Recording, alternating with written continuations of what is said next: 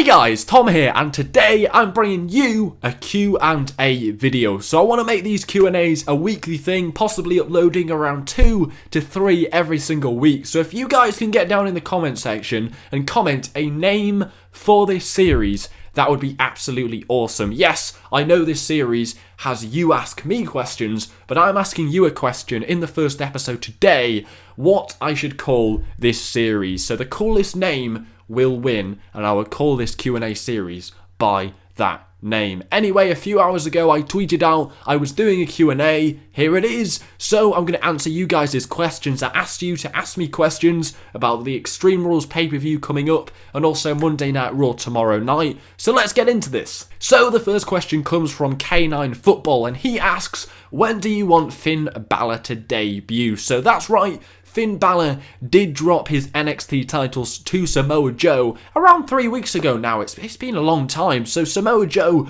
beat Finn Balor for his title, and there's been huge speculation when this Finn Balor guy is going to debut on the main roster. Now, a few people thought that he was going to debut at the Payback pay-per-view, and it didn't happen. So a lot of people were quite disappointed in that. But when is Finn Balor going to debut on the main roster? I think he's going to debut on the main roster in around 2 weeks from now at the Extreme Rules pay-per-view. I think a lot of people were disappointed we didn't see him at Payback, but I think they're holding out on it. They didn't want to rush into things. He only dropped that title a week before the Payback pay-per-view. I think they're going to wait until Extreme Rules to bring Finn Balor in. They're not going to rush anything. I think Finn Balor is going to make his main roster debut on the Extreme Rules pay-per-view. I think that, if you think about it, AJ Styles is probably going to lose to Roman Reigns at the pay-per-view, but he just simply can't lose cleanly. He lost to Jericho at WrestleMania, he lost to Roman Reigns at Payback.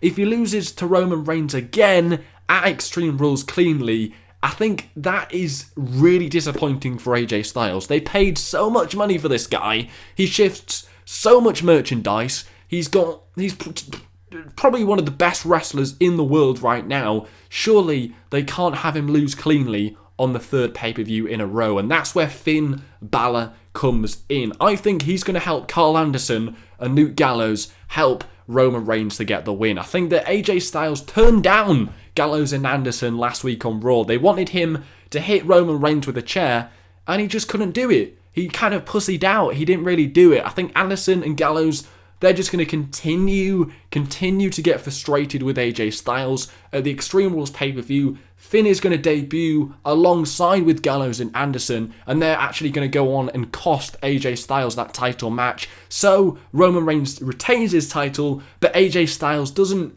lose clean for a third pay-per-view in a row, which I think would be a huge letdown. AJ Styles certainly does not need to lose clean at the Extreme Rules pay-per-view, and this is one way they can go about doing it. I think Finn Balor is a huge character.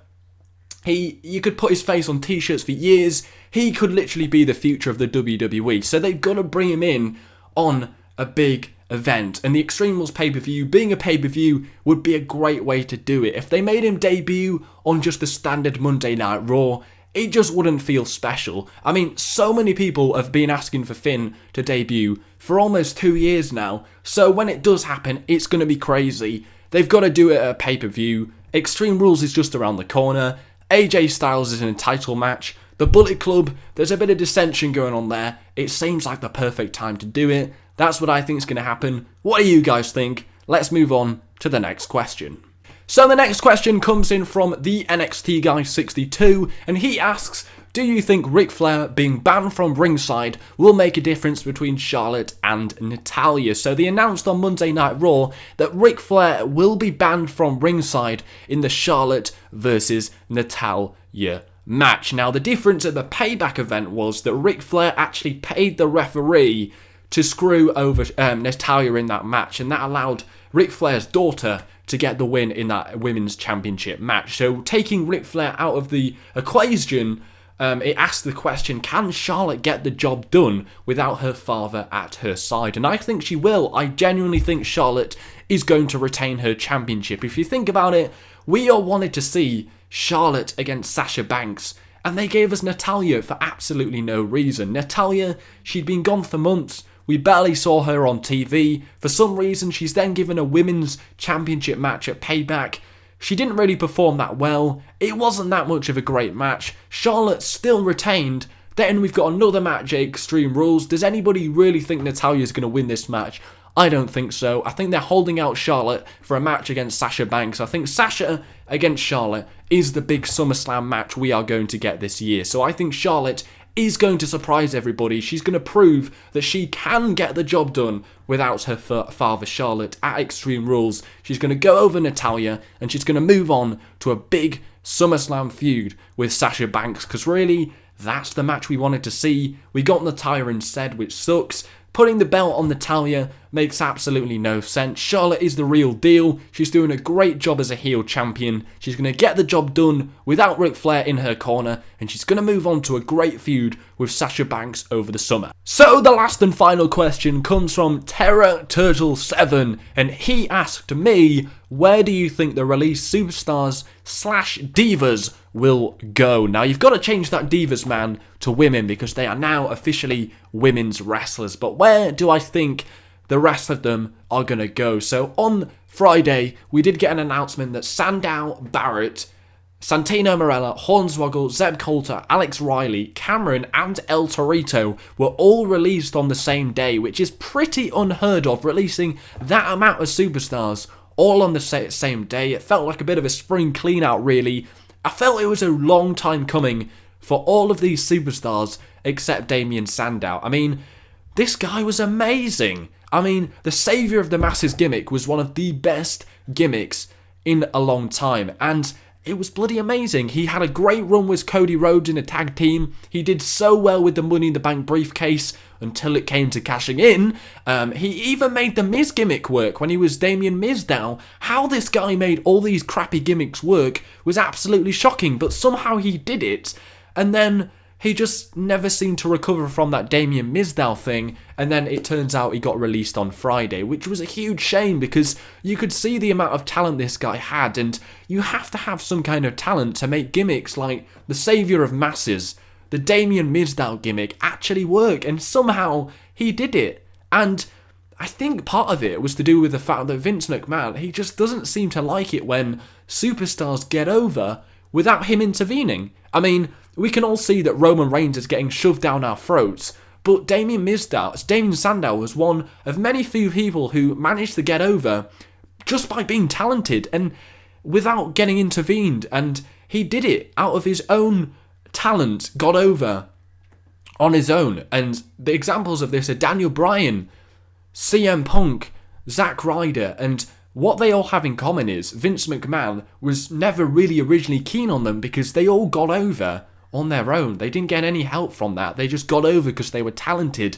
And it feels like it's a little bit of a trend that Vince McMahon, he doesn't really like that. So it was a bit of a shocker that Damien Sandow got released with how much talent this guy has. So I think if you look at this list, he is probably one of maybe two I can see on that list, maybe three, which will have a future in wrestling because he was amazing, and I would love to see Damien Sandow get back in the WWE. I think one problem with him was it was difficult to establish credibility with his character after he was Damien Mizdow. It was when he was impersonating all these people, it was difficult to then, after that, build him up as a credible champion or get anywhere near a championship once he had done that comedy gimmick. But his wrestling ability was amazing. He was one of the best promo cutters in the company at his time, and I think he will definitely have a future in wrestling. Where he'll go, I don't know, but he is definitely got a future in wrestling. He was a great talent. King Barrett, who knows? He did announce that he was semi-retiring after this and will be back to wrestling afterwards, but he is 35, 36 now, so he's getting on a bit, but he was another one which was very, very talented, was subject to a burial by John Cena, just like Damien Sandow was, and never really recovered fully from that. He was floating around a bit. The bad news gimmick did sort of work, but then they kind of lost momentum with that, and he became King of the Ring. They never did anything with that King of the Ring thing. It kind of turned into a bit of a joke towards the end of it. He had a hell of a lot of talent, but they just never seemed to work out what to do with him.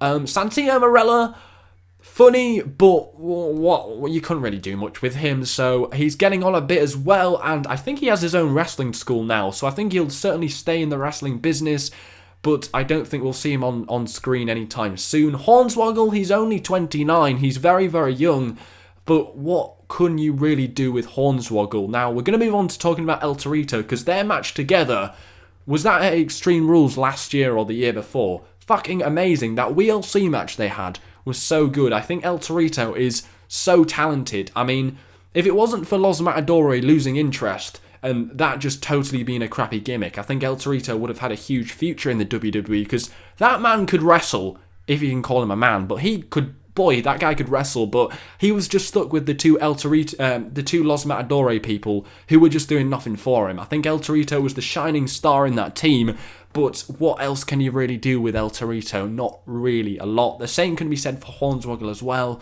What can you really do with them?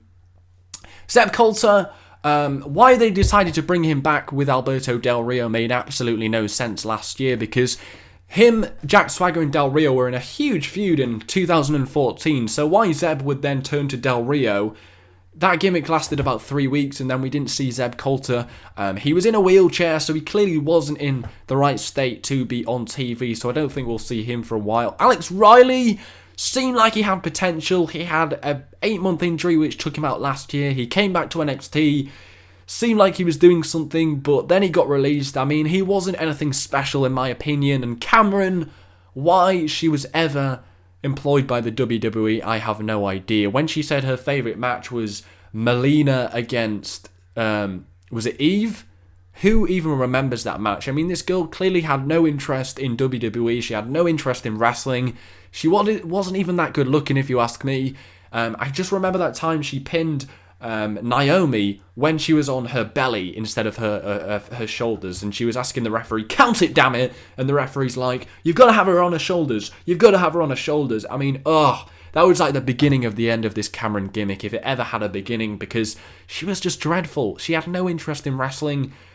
You could just tell she had no passion for it, and yeah, so I only see Damien Sandow and possibly El Torito, huge talents in the WWE. I mean, I would say Wade Barrett, but it seems like he's semi-retiring at this point. He'll probably be, 37, 38 if he decides to come back to wrestling, so I'm not sure what else he can do.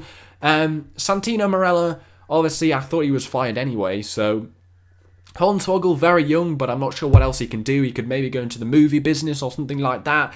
Zeb Coulter, he's well past it. Alex Riley, he never really impressed me that much, so I don't really care about that. Cameron, obviously, why was she even employed by the WWE? And at the end of the day, it's Damien Sandow. Why was he released? I have no fucking idea. This guy was incredible. He made every single gimmick he was given work, even how crappy gimmicks they were. But there you go. I think Damien Sandow has a huge future in the wrestling business wherever he goes.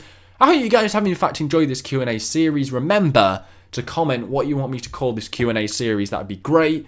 Thanks for watching, guys. Smash the likes. Take care. Spike your hair.